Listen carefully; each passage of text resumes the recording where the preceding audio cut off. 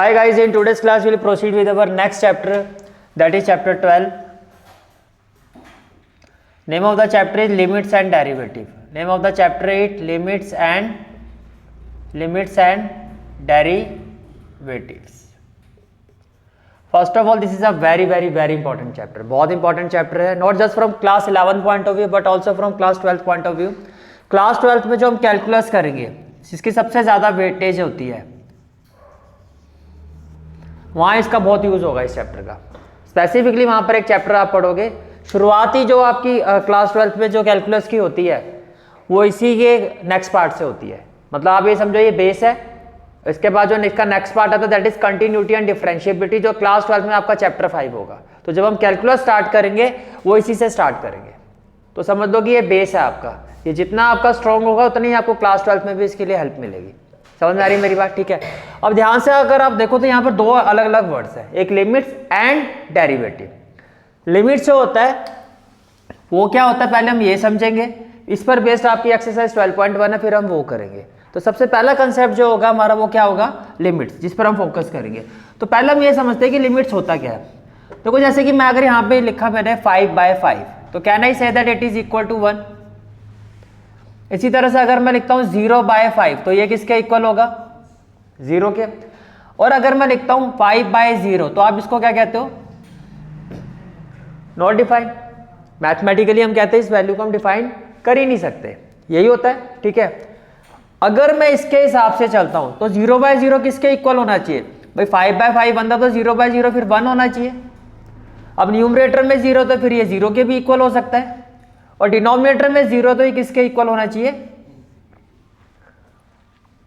यही होना चाहिए ना. फिर तो अगर मैं इसके हिसाब से कहूं तो 1, इसके हिसाब से अगर मैं कहता हूं तो 0, और इसके हिसाब से कहता हूं तो नॉट डिफाइंड, यही होता है. इसका मतलब ये जो फॉर्म है इसको हम बोलते हैं इनडेटरमिनेंट फॉर्म, इसको हम डिटरमाइन कर ही नहीं सकते. This form is called as indeterminant form. यानी कि जो नॉर्मल मैथ्स अभी तक आप पढ़ते हुए आए हो उस मैथ्स के बेसिस पर अगर मैं बात करता हूं तो आप इस फॉर्म को डिटरमाइन नहीं कर सकते हो. क्या इतनी बात समझ में आ रही है? ठीक है. तो यहां तक क्लियर हो गया आपको? ठीक है. This form is called as indeterminant form. Normal maths से आप इसको सॉल्व नहीं कर सकते. अब इसके लिए आपको जरूरत पड़ती है लिमिट्स की. तो फर्स्ट एप्लीकेशन क्या होगी लिमिट्स की आपकी, one of the most important application कि 0/0 फॉर्म जो आपकी नॉर्मल मैथ से जिसको हम सॉल्व नहीं कर सकते, ऐसी फॉर्म को सॉल्व करने के लिए हम किसका यूज करते हैं, लिमिट्स का. थोड़ा बहुत समझ में आया आता क्या कहा मैंने? ठीक है. इसके बाद आप आगे देखो, जैसे कि मैं आपको पूछता हूं 2⁴ 2⁴ या आप इसको ऐसे समझो, क्या आप एग्री करते हो कि 5⁻0 1 के इक्वल होता है, या क्या आप एग्री करते हो 64⁻0 1 के इक्वल होता है, या कुछ भी लिखो, anything raise to power 0 is equal to 1. Agree करते हो? पहले मैं आपको ये समझाता हूँ ये 1 के इक्वल क्यों होता है. देखो अगर मैंने कुछ ऐसा लिखा है a⁻m - तो क्या मैं इसको ऐसे लिख सकता हूँ a⁻m/a⁻m, क्योंकि जब पावर माइनस में होती हैं तो उसको हम डिविजिबल फॉर्म में लिखते हैं, होता है ना. या फिर आप इसको ऐसे समझो कि बेस सेम है तो पावर क्या होती है, माइनस होती है. लेकिन ये a⁻m - है क्या, इट इज 0.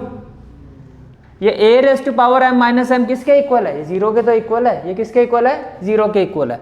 इसका मतलब a⁻0, और वैसे अगर आप सॉल्व करते हो तो ये 1 के इक्वल आ गया क्योंकि ये कैंसिल हो गया. तो कैन आई से दैट फिर 0⁻0 जो है वो भी 1 के इक्वल होना चाहिए. तो क्या वो 1 के इक्वल होता है, नहीं होता. क्या वो 1 के इक्वल होता है, नहीं होता. इतनी बात समझ में आ गई आपको, क्या कोई डाउट है? क्लियर है यहाँ तक? अब देखो अब लिमिट्स को अगर मैं प्रैक्टिकल एग्जांपल से रिलेट करके बताऊं, जैसे कि मान लो हमारा इंडियन बॉर्डर होता है, मतलब यहाँ हम जो हमारा बॉर्डर होता है उसके दूसरी तरफ अगर आप देखो तो पाकिस्तान और चाइना का बॉर्डर वो लगता है आपका. ठीक है. तो वहाँ उनकी आर्मी होती है, यहाँ हमारी आर्मी होती है. तो हमारे जो आर्मी चीफ होते हैं वो क्या करते हैं, बायोनोकुलर्स का यूज़ करते हैं. वो दूरबीन से देखते हैं कि वहाँ कोई ऐसी एक्टिविटी तो नहीं हो रही है जो हमारे अगेंस्ट हो रही है. चेक करते रहते हैं ना, तो एक आइडिया लेते हैं, रफ आइडिया लेते हैं कि नियर अबाउट समथिंग कुछ ऐसा तो नहीं हो रहा है. That is limit. लिमिट भी कुछ ऐसा ही हमें आइडिया देती है कि अगर मैं कह रहा हूँ कि अप्रोचेस टू का मतलब क्या है, पहले मैं आपको ये बताता हूँ. मैंने एक वर्ड यूज़ किया यहाँ पे अप्रोचेस टू. मैंने क्या वर्ड यूज़ किया यहाँ पे, अप्रोचेस टू. अप्रोचेस टू का मतलब क्या होता है, पहले आप ये समझो। अप्रोचेस टू का मतलब ये हुआ, जैसे कि अगर मैं आपको ये कहता हूं कि distance is equal to F T, ये एक फंक्शन है जो किसकी मेजरमेंट दे रहा है हमें, डिस्टेंस की। जैसे कि मान लो आप पॉइंट ए पर खड़े हो, पॉइंट ए से आपने पॉइंट बी तक का डिस्टेंस कवर किया, सब डिस्टेंस कवर किया। पॉइंट बी से आपने पॉइंट सी तक फिर कुछ और डिस्टेंस कवर किया। अब क्या आप एग्री करते हो कि इस पॉइंट पर जो आपका डिस्टेंस रहा होगा वो 0 होगा? या फिर क्या आप एग्री करते हो यहां से तो आपने स्टार्ट किया ना, तो यहाँ पे t की वैल्यू क्या होगी, 0 होगी। यहाँ पे t की वैल्यू क्या होगी, 0। तो मैं अगर आपसे ये पूछूं भाई इस पॉइंट पर जब आप खड़े थे नियर अबाउट कितना डिस्टेंस रहा होगा, यानी कि मैं आपसे पूछ रहा हूँ इसके आसपास कितना डिस्टेंस कवर किया। थोड़ा सा आगे जाओगे तो कितना डिस्टेंस होगा, थोड़ा सा आगे गए होगे तो आसपास का मतलब ये होता है नियर अबाउट दैट वैल्यू, बहुत ही क्लोजेस्ट वैल्यू जो होती है। यानी कि अगर मैं ऐसे लिखूं लिमिट, ये लिमिट का सिंबल होता है। लिमिट को आप LIM भी लिख सकते हो और LT भी लिख सकते हो। किसके रिस्पेक्ट में बात हो रही है, वेरिएबल क्या है, t। तो हम लिखेंगे लिमिट t अप्रोचेस टू 0, यानी कि जब टाइम 0 के आसपास की मेजरमेंट पर था तब इस फंक्शन की वैल्यू क्या थी, ये होता है लिमिट। तो जहां ये वर्ड अप्रोचेस टू लिखा हुआ था, यहाँ पे जहां आपको ये एरो दिखाई दे जाता है, इसका मतलब मैं बात किसकी कर रहा हूं, अप्रोचेस टू की। यानी कि जब t 0 को अप्रोच कर रहा है तब इस फंक्शन की वैल्यू, यानी कि जो फंक्शन किसके इक्वल है, डिस्टेंस के, तब इस डिस्टेंस की मेजरमेंट वैल्यू क्या रही होगी। लिमिट्स हमें ये आइडिया देता है, लिमिट्स हमें इन चीजों का पता चलता है। ठीक है, अब मैं एक और एग्जांपल देता हूं जिससे ये चीज आपको और अच्छे से समझ में आएगी।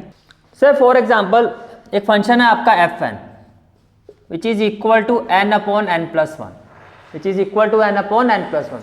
अब n की जगह अगर मैं 1 रखूंगा तो आप एग्री करते हो 1/2 वैल्यू होगी। n की जगह अगर मैं 1 रखूंगा, ऊपर जो भी वैल्यू होगी नीचे उससे एक ज्यादा। n की जगह 2 रखूंगा, आप एग्री करते हो 2/3 वैल्यू होगी। n की जगह 3 रखूंगा तो वैल्यू 3/4 होगी। n की जगह 4 रखूंगा तो वैल्यू क्या होगी, 4/5।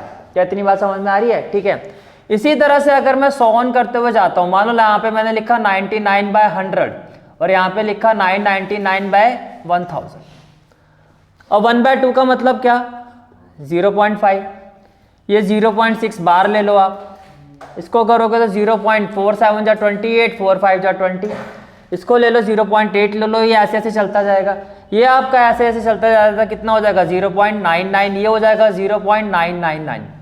अब मैं आपसे पूछ रहा हूं कि इसी सीक्वेंस में एक दूर का नंबर को हम कहते हैं इन्फिनिटी।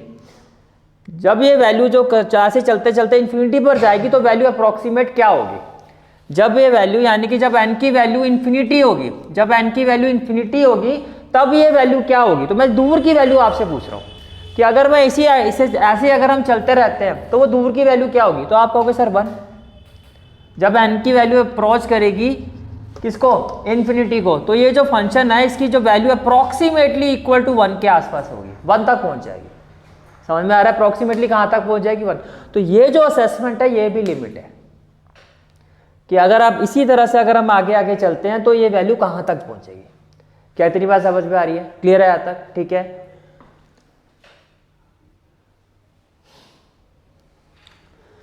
तो इसका मतलब ये हुआ कि आप ये कह रहे हो limit n approaches to infinity fn किसके इक्वल होगा, 1 के इक्वल होगा। इसका मतलब आप क्या कह रहे हो, limit n approaches to infinity fn किसके इक्वल होगा, 1 के इक्वल होगा। क्या इतनी बात समझ में आ गई कि जब n इन्फिनिटी को अप्रोच करेगा, जब n इन्फिनिटी को अप्रोच करेगा, यानी कि जब n की वैल्यू इन्फिनिटी है, दूर का पॉइंट कोई, तब इस फंक्शन की वैल्यू क्या आ जाएगी, 1 आ जाएगी। क्या इतनी बात समझ में आ रही है? ठीक है, अब मान लो मैं एक फंक्शन ले रहा हूं, f(x) इज इक्वल टू, मैंने एक फंक्शन लिया x² - 4 अपॉन x - 2, और मैं आपको कह रहा हूं इस फंक्शन की वैल्यू बताओ जब x किसको अप्रोच करेगा, 2 को। जब x किसको अप्रोच करेगा, 2 को। अब x की जगह 2 रखो जरा, तो 4 - 4 क्या हो जाएगा, 0, और 2 - 2 भी क्या हो जाएगा, 0। क्या 0/0 को नॉर्मल मैथ से सॉल्व कर सकते हो? तो बाय नॉर्मल मैथ तो आप बता ही नहीं सकते। तो वहां पे नॉर्मल मैथ की लिमिटेशन सामने आ गई कि भैया 0/0 जो कि एक इनडिटरमिनेट फॉर्म होती है according to the normal math, we can't find the value of this function at this point, नहीं फाइंड कर सकते ना। तो वहां अब आपको किसकी जरूरत पड़ेगी, लिमिट की। अब लिमिट से का यूज करके किस तरह से हम इस फंक्शन की वैल्यू फाइंड कर सकते हैं, देयर आर 3 मेथड्स। पहला होता है ग्राफिकल मेथड। क्या होता है, ग्राफिकल मेथड। दूसरा मेथड होता है हम टेबुलर मेथड का यूज़ करके इस फंक्शन की वैल्यू फाइंड कर सकते हैं, और तीसरा होता है अलजेब्रिकल मेथड। तीसरा क्या होता है? Algebraical method. क्या इतनी बात समझ में आ रही है? थर्ड मेथड क्या होता है? Algebraical method. First one graphical, second one tabular, third one algebraical. अगर मैं हमारे सिलेबस की बात करूं, 11th क्लास की बात करता हूं, तो लिमिट्स फाइंड हम किस मेथड से करेंगे? अलजेब्रिकल। तो for a knowledge point of view in depth अगर हम जाते हैं तो हमें ज़रूरी है समझना कि ये दोनों मेथड से कैसे हम फाइंड करेंगे। तो पहले मैं आपको दोनों मेथड एक्सप्लेन करूंगा, फिर हम इस मेथड पर आएंगे जो हमारा सिलेबस फिर वहां से शुरू हो जाएगा। समझ में आ गया? तो पहले मैं ग्राफिकल मेथड से इसको सोल्व करके दिखाता हूँ। ग्राफिकल मेथड से मुझे इस फंक्शन की वैल्यू निकालनी है, तो हम उसके लिए क्या बनाएंगे? पॉइंट्स टेबल बनाएंगे। क्या बनाएंगे? Points table. ये हो गया x और ये हो गया आपका y। अब ग्राफिकल मेथड से सॉल्व करने के लिए पॉइंट टेबल बनाओगे। ये आपको पता है, ये इनपुट होता है, x की आप वैल्यू पुट करोगे और जो वैल्यू आएगी fx को हम किसके इक्वेट रखते हैं? y। रिलेशनल फंक्शन में पढ़ चुके हो कि fx क्या होता है? y होता है। तो अगर मैं x की जगह -1 रखूंगा तो -1 का स्क्वायर क्या होगा? 1। 1 - 4 कितना हो जाएगा? -3। और डिनोमिनेटर में भी क्या आएगा? -3, तो आएगा 1। इसी तरह से जब आप x की जगह 0 पुट करोगे तो y की वैल्यू क्या आ जाएगी? -4 बाय -2, -4 बाय -2 दैट इज 2। इसी तरह से x की जगह 1 रखोगे तो फंक्शन यानी कि y की वैल्यू क्या हो जाएगी? 3। 2 रखोगे तो क्या होगी? अगर मैं यहाँ पे 2 रखता हूँ, 4 - 4 तो हो गया 0, और 2 - 2 यही तो सबसे बड़ा पॉइंट है जिसके लिए हम इतनी लड़ाई लड़ रहे हैं, यही तो है। तो क्या कहूँगा मैं यहाँ पे? भैया नॉट डिफाइंड। अगर नॉर्मल मैथ से मैं चलता हूँ तो नॉट डिफाइंड, मैं इसको डिफाइन ही नहीं कर सकता। ऐसे 3 रखोगे तो 5 आएगा, ये तो चीज़ समझ में आ गई होगी। अब देखो, अगर मैं ग्राफ बनाता हूँ, अगर मैं क्या बनाता हूँ? ग्राफ। तो यहाँ ले लेते हैं 0। वैल्यू कहाँ तक जा रही है आपकी?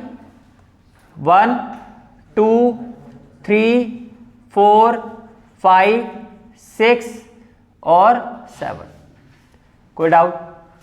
यहाँ देखो, -1 -2 -3 -4 -5 -6 और -7। ये हो गया y और ये हो गया आपका x। क्या इतनी बात समझ में आ रही है? ठीक है। अब आप ये देखो, जब x की वैल्यू -1 है, जब x की वैल्यू -1 है तो यहाँ हम क्या ले लेते हैं? -1। तो y की वैल्यू क्या है? ये सारे माइनस में क्यों ले लिए मैंने? और तुम लोग मूर्ख बोल भी नहीं रहे हो। अब नशा करके बैठे हो क्या? हैं भाई साहब, हद ही कर दी तुमने तो। यहाँ पर क्या आएगा? 1 2 3 4 5 6 और 7, और x की वैल्यू ले लेता -1। जब x की वैल्यू -1 है तो y की वैल्यू क्या है? 1, तो ये पॉइंट आ जाएगा। जब x की वैल्यू 0 है तो y की वैल्यू क्या है? 2। जब x की वैल्यू 1 है तो y की वैल्यू क्या है? 3। जब x की वैल्यू 2 है, जब x की वैल्यू 2 है तो कोई वैल्यू नहीं है, ये तो अभी फाइट कर रहा है। 3 पर क्या है? 5। 3 पर जाओगे तो क्या आ गया? 5, तो मैं यहाँ कहीं लगा देता हूँ, ये आपका हो गया 5। और 4 पर क्या है? 6, तो थोड़ा से आगे आ जाओ, ये आ गया आपका 6। और 5 पर क्या है? 7, तो 5 पर ये हो गया आपका 7। तो अगर आप देखो तो ग्राफ कुछ आपका इस तरह से जा रहा है, ग्राफ कुछ आपका ये इस तरह से जाएगा ये आपका। ठीक है। अब अगर आप ध्यान से देखो तो मैं अगर आपसे पूछूं 2 पर वैल्यू क्या आ रही है, तो y पर देखो क्या वैल्यू जा रही है? 4, और 2 पर क्या आ रही है? x पर क्या है? 2 और y पर 4। इसका मतलब ग्राफिकली मुझे समझ में आ रहा है कि जब x की वैल्यू 2 होगी, जब यहाँ x की वैल्यू 2 होगी तो इस फंक्शन की वैल्यू, फंक्शन का मतलब y, वो क्या होगी? 4। तो ये होता है ग्राफिकल मेथड। ग्राफिकल मेथड से हम कैसे वैल्यू फाइंड करते हैं, ये समझ में आ गया आपको? ग्राफिकल मेथड से 0/0 फॉर्म, जो इनडिटरमिनेंट फॉर्म होती है, उसकी वैल्यू कैसे फाइंड की जाती है। दूसरा मेथड क्या बताया था? टेबुलर, टेबल का यूज करके। अब वो समझते हैं। तो अब हम बात करते हैं टेबुलर प्रेजेंटेशन की। टेबुलर प्रेजेंटेशन में देखो, ये आपको एक टेबल दिखाई दे रहा है। अब ये टेबल क्या है आपका? ये टेबल इस तरह से है। मैंने आपको कहा था जब हम लिमिट्स अप्लाई करते हैं तो आपको किस पॉइंट पर इस फंक्शन की वैल्यू फाइंड करनी है? 2 पर। 2 पर। तो मैंने कहा लिमिट हमें एक आइडिया देती है, नियर अबाउट दैट वैल्यू, उस फंक्शन की वैल्यू क्या होगी? नियर अबाउट दैट, यानी कि क्लोजेस्ट वैल्यू लेनी होती है। तो ये आपका देखो 0.2 है, दिस इज द 0.2। जैसे कि मैंने यहाँ पे ले लिया, ये क्या है? 0.2। अब पॉइंट 2 के अगर मैं पीछे वाली साइड में आता हूँ, यानी कि इसकी बैक साइड लेफ्ट वाली साइड में जाता हूँ, यानी कि इस तरफ जाता हूँ, तो इसके नियरेस्ट वैल्यू क्या होगी? आप एग्री करते हो 1.9, 1.99, 1. बिल्कुल इसके आसपास की वैल्यू है, लेकिन कौन सी साइड में है? Left hand. तो जब आप जिस पॉइंट पर आपको वैल्यू फाइंड करनी होती है फंक्शन की, उसके लेफ्ट वाली साइड पे जाते हो, तो हम इसको बोलते हैं x इज लेस देन 2, यानी कि 2 के लेफ्ट वाली साइड, और यहाँ इसको हम बोलते हैं left hand limit. Left hand limit का मतलब हम उस पॉइंट के लेफ्ट वाली क्लोजेस्ट वैल्यू पर फंक्शन की वैल्यू फाइंड कर रहे हैं। और जैसे ही मैं 2 की राइट हैंड साइड पे क्लोजेस्ट वैल्यू लेता हूं x की, तो इसको आप बोलोगे राइट हैंड साइड, यानी कि ये लिमिट में क्या हो जाएगा? Right hand limit. भैया राइट साइड में जा रहे हो तो राइट हैंड लिमिट, लेकिन वैल्यू कैसे लेनी है? क्लोजेस्ट। जैसे कि देखो 2 के क्लोजेस्ट वैल्यू है 2.1, यानी कि 5 ले रहे हो 4 ले रहे हो, क्लोजेस्ट डेसिमल में 2.01, और क्या 2.001, क्या 2.001। क्या इतनी बात समझ में आ रही है? ठीक है। अब देखो, जब यहाँ x की जगह 1.9 पुट करोगे, क्या पुट करोगे? 1.9, तो इस पूरे फंक्शन यानी कि y की वैल्यू, fx का मतलब y की जो वैल्यू आएगी जब x की जगह क्या पुट करोगे? 1.9, ये आएगी 3.9। जब आप इस x की जगह 1.99 पुट करोगे, तो इस पूरे फंक्शन की वैल्यू आप देखोगे 3.99 आएगी। जब मैं x की जगह 1.999 पुट करूंगा, तो इस पूरे फंक्शन की वैल्यू है वो आएगी 3.999। ये बात समझ में आ रही है? ठीक है। इसी तरह से राइट हैंड लिमिट में जब आप जाओगे, इसकी closest value right hand side पे आप देखोगे 2.1, तो जब आप x की जगह 2.1 पुट करोगे, तो fx की वैल्यू क्या आएगी? 4.1। 2.01 पुट करोगे x की जगह, तो फंक्शन की वैल्यू आएगी 4.01, और 2.001 पुट करोगे तो फंक्शन की वैल्यू क्या आएगी? 4.001। तो लेफ्ट हैंड और राइट हैंड में क्लोजेस्ट वैल्यू पे मैंने x की वैल्यू पुट करके देखा फंक्शन की वैल्यू क्या आ रही है। तो इस पूरे टेबल को देख के क्या मैं ये नहीं कह सकता कि ये जो फंक्शन है, इसकी जो वैल्यू होगी एट x इक्वल टू 2, वो किसके इक्वल होगी? अप्रॉक्सीमेट 4 के इक्वल होगी, क्योंकि ये वैल्यू जो भी आ रही है 3.9 को भी हम 4 ही कहते हैं, 4.001 को भी मैं 4 ही कहूंगा। तो आप क्या कहोगे? इसकी जो वैल्यू है वो 4 होगी, अप्रॉक्सीमेटली इसकी जो वैल्यू है वो कितनी होगी? 4 होगी। तो ये कैसे फाइंड किया आपने? By the help of limits. और लिमिट्स में कौन सा मेथड यूज किया आपने? टेबुलर वाला। तो दूसरा मेथड भी समझ में आ गया। टेबल बना के क्या करना होता है? लेफ्ट हैंड और राइट हैंड में क्लोजेस्ट वैल्यू हम एक्स की लेके उसका एक एनालिसिस देखते हैं और देखते हैं कि रफली इसकी वैल्यू अप्रॉक्सीमेटली क्या होगी। तो मिल गई ना वैल्यू आपको? ठीक है। अब थर्ड मेथड कौन सा था? Algebraical. Third method is algebraical, जो कि हमारा सिलेबस का पार्ट है। ठीक है। तो अब इस फंक्शन को हम अलजेब्रिकल मेथड से कैसे फाइंड करते हैं? देखो, अलजेब्रिकल मेथड से इस फंक्शन की वैल्यू फाइंड करने के 3 मेथड होते हैं।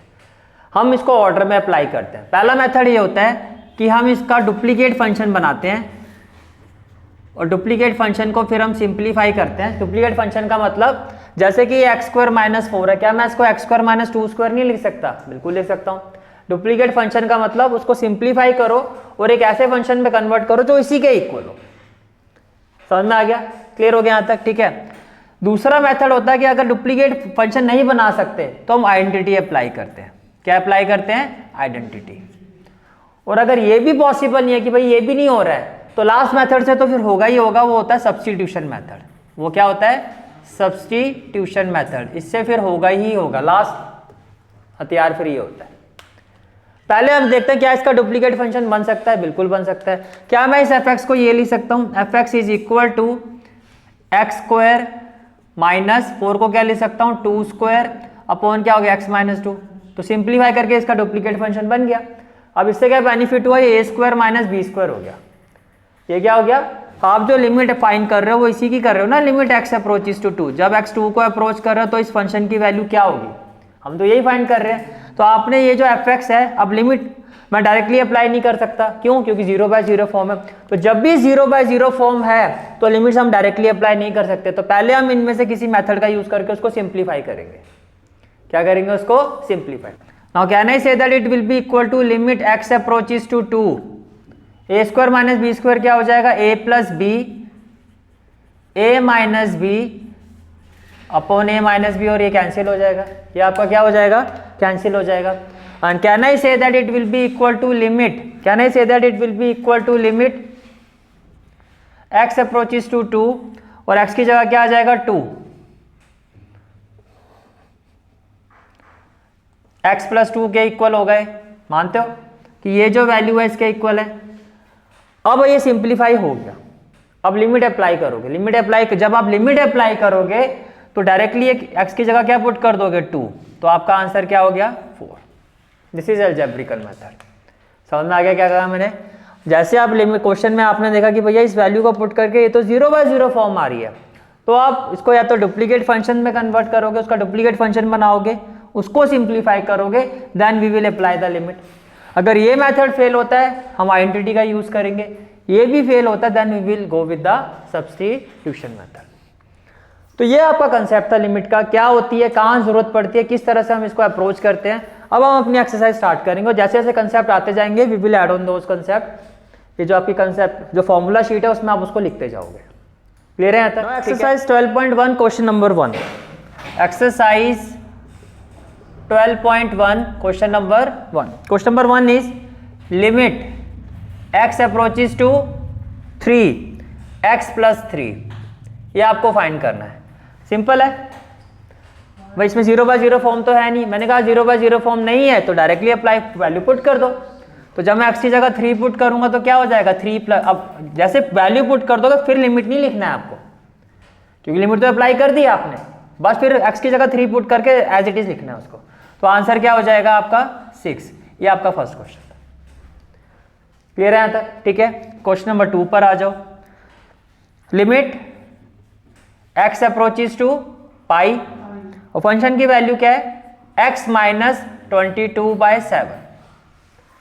ठीक है, तो ये भी कोई 0/0 फॉर्म नहीं है, मैं डायरेक्टली इसको अप्लाई कर सकता हूं। तो क्या हो जाएगा पाई - 22/7 and this is the final answer of this question. Clear है यहाँ तक? ठीक है, अगर बुक में चेक कर लो कहीं पाई की वैल्यू तो नहीं पुट की हुई, नहीं की हुई है ना, पाई में दिया हुआ ना आंसर। हाँ तो नहीं करनी हमें भी। अब यहाँ पाई की वैल्यू मत पुट कर देना, क्योंकि लिमिट को पाई की फॉर्म में पुट किया तो एज इट इज छोड़ना। आपको तो सिर्फ ये बताना है कि जिस फॉर्म में एक्स की वैल्यू है उसमें उसकी वैल्यू क्या रहेगी।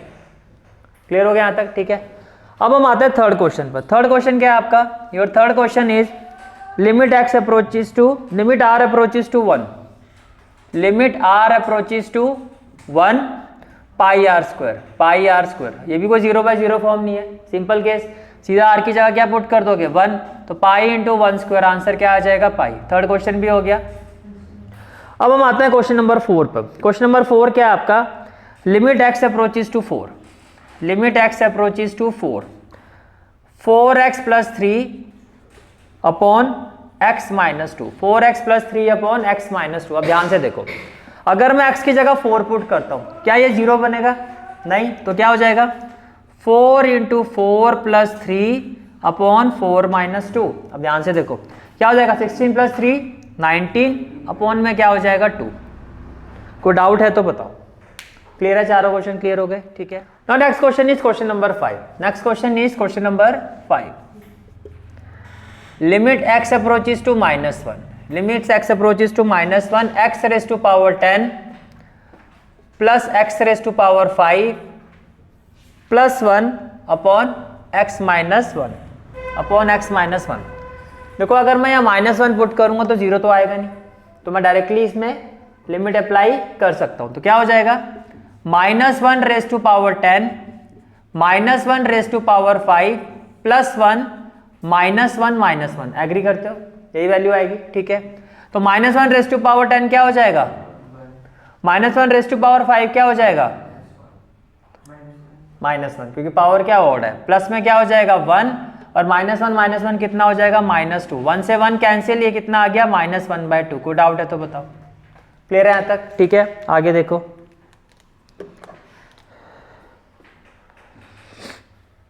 अब ध्यान से देख रहा, यहाँ नया कंसेप्ट आएगा अब आपका। तो next question is question number 6। Limit x approaches to 0, x + 1 raised to power 5 -1 upon x। अब इसको आप ध्यान से समझना, मैं यहाँ पे स्टार भी लगा रहा हूँ, ये इंपॉर्टेंट क्वेश्चन है आपका। देखो जब भी क्वेश्चन इस फॉर्म में गिवन हो कि जो x है वो किसको अप्रोच कर रहा है 0 को, पहली चीज। दूसरा यहाँ पर क्या है -1। मैं फिर से रिपीट कर रहा हूँ, x किसको अप्रोच कर रहा है 0 को, और यहाँ पर क्या लिखा है -1। तो हम एक कंसेप्ट का यूज करते हैं। वो कंसेप्ट क्या कहता है कि limit x approaches to a x raise to power n minus a raise to power n upon x minus a, ये किसके इक्वल होता है? n a raise to power n minus 1 के इक्वल होता है। मीन्स अगर मैं, और ये कब पॉसिबल होगा? अगर मैं ये जो पूरी क्वेश्चन है इसको अगर मैं इस फॉर्म में लिख देता हूं तो डायरेक्टली मेरा आंसर ये होगा, डायरेक्टली मेरा आंसर ये होगा। अब ध्यान से सुनो, ये चीज कब पॉसिबल है? ये चीज कब पॉसिबल है? जब यहां पर क्या होगा? -1। सबसे इंपॉर्टेंट पॉइंट है कि यहां पर क्या होना चाहिए? -1। क्यों? क्योंकि यहां पर पावर में क्या है?